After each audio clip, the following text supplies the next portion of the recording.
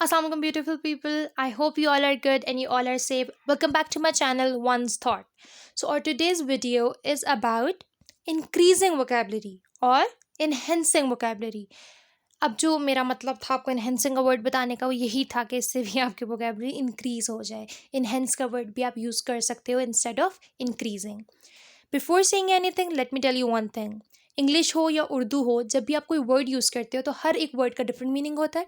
हर एक वर्ड के लिए बहुत से मीनिंग्स भी यूज़ होते हैं, लेकिन हर एक वर्ड हर सेंटेंस में नहीं फिट बैठ सकता, जिसकी वजह से आपको सेंटेंस का कॉन्टेक्स्ट देखना पड़ता है कि आप किस कॉन्टेक्स्ट में बात कर रहे हो.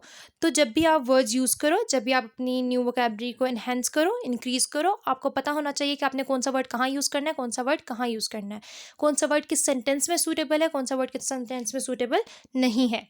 फॉर एग्जाम्पल, अब मैं कहती हूँ उर्दू में कि मुझे भूख लगी है, ठीक है. In English I would say I am hungry.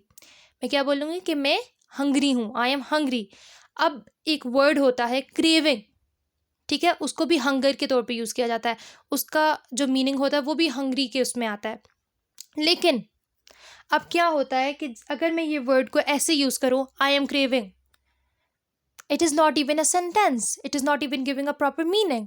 तो ये सेंटेंस यानी ये वर्ड आप इस सेंटेंस में यूज़ नहीं कर सकते, यानी इस सेंटेंस के लिए वर्ड सूटेबल नहीं है. Now if you have to use this word, आप कैसे यूज़ करोगे? I am craving for food, या फिर आप कह सकते हो I have a strong craving for sweets, I have a big craving for chocolates. आप इस तरीके से इस वर्ड को यूज़ कर सकते हो, बट यू कैन नॉट से आई am craving, I am hungry, I am starving for food. ये वर्ड यूज़ होता है हंग्री के लिए. मैंने अब आपको बताया कि आप किस तरीके से बता सकते हो कि आपको भूख लगी है. इसी तरीके से हमारी ज़िंदगी में, रोज़मर्रा की ज़िंदगी में डिफरेंट वर्ड्स होते हैं जिसको आप डिफरेंट तरीके से यूज़ करते हो. बट सिर्फ वोकैबलरी या फिर मीनिंग्स देख लेने से आपकी वोकैबलरी इंक्रीज़ नहीं होगी जब तक आपको यही समझ नहीं आएगी कि आपने वर्ड यूज़ कहाँ करना है और कहाँ यूज़ नहीं करना है. तो उसके लिए आपने उस वर्ड को हमेशा सेंटेंस में लगा के चेक करना है कि क्या ये मुझे प्रॉपर मीनिंग दे रहा है या क्या नहीं दे रहा है.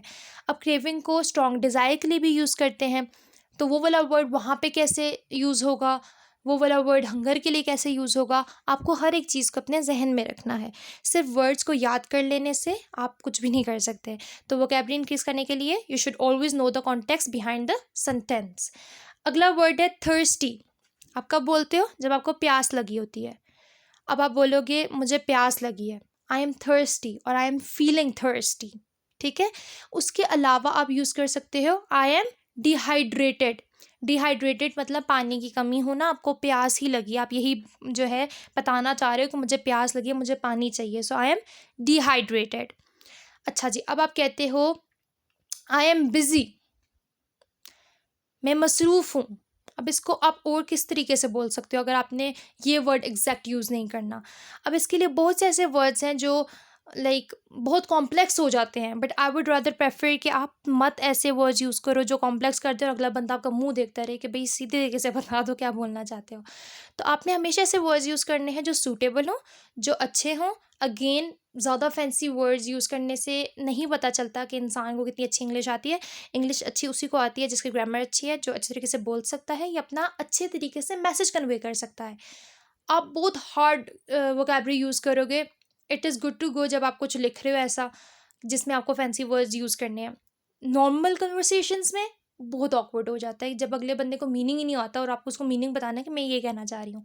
तो आप जब कहते हो आई एम बिज़ी, तो आप इसमें ये भी कह सकते हो I am indulge in some work, उस वर्क का नाम ले लो, या I am involve in this work. आप इस तरीके से भी इस चीज़ को कवर कर सकते हो. अब आ जाता है स्लीपिंग, मैं सो रही हूँ, ठीक है. आई एम स्लीपिंग, अब आप खुद तो बता नहीं सकते, अगर आपने किसी और का बताना है कि वो सो रही है, she is sleeping, she is taking rest.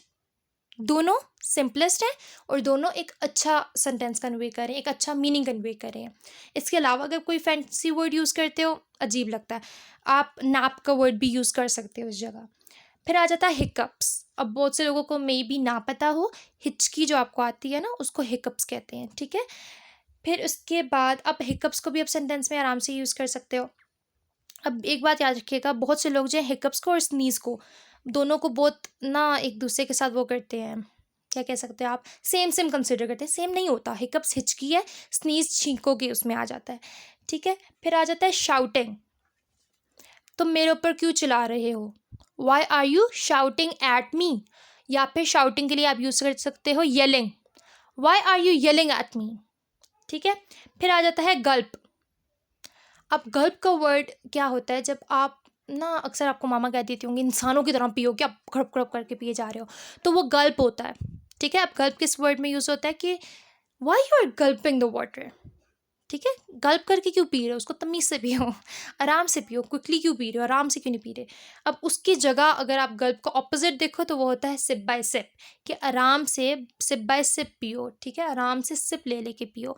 तो आप इस तरीके से इन वर्ड्स को सेंटेंस में यूज़ कर सकते हो। Let me tell you one thing, ये तो बहुत कम वर्ड्स हैं, बहुत से ऐसे वर्ड्स हैं जो आप अपनी डेली रूटीन में यूज़ करते हो। इससे पहले भी एक वीडियो बन चुकी हुई है, वो भी आप देख सकते हो। इस वीडियो में भी आपको ये चीज़ बता देती हूँ कि अगर आपने अपनी वोकैबुलरी इन्हेंस करनी है, गो फॉर इट, चेक करो सेंटेंसेस, बट इतने फैंसी वर्ड आप यूज़ ना करें कि आपको समझ ही ना आए कि मैंने यूज़ कहाँ करना है, क्या नहीं करना है। और फिर इंसान को ना वो फैंसी वर्ड्स को सेंटेंस में एडजस्ट करना नहीं आता, जिसकी वजह से वो सेंटेंस बहुत ऑकवर्ड हो जाता है। सिंपल वर्ड यूज़ करो, लेकिन अच्छे वर्ड्स यूज़ करो, सादे और सुथरे वाले, ठीक है। तो that was all for this video. I hope आपको अच्छा लगा होगा, आपको समझ आई होगी कुछ ना कुछ, और आपने कोई ना कोई नया वर्ड सीखा होगा, और आपको कुछ वर्ड्स के मीनिंग भी पता चले होंगे। So do not forget to subscribe my channel and do not forget to press the bell icon. अल्लाह हाफिज़।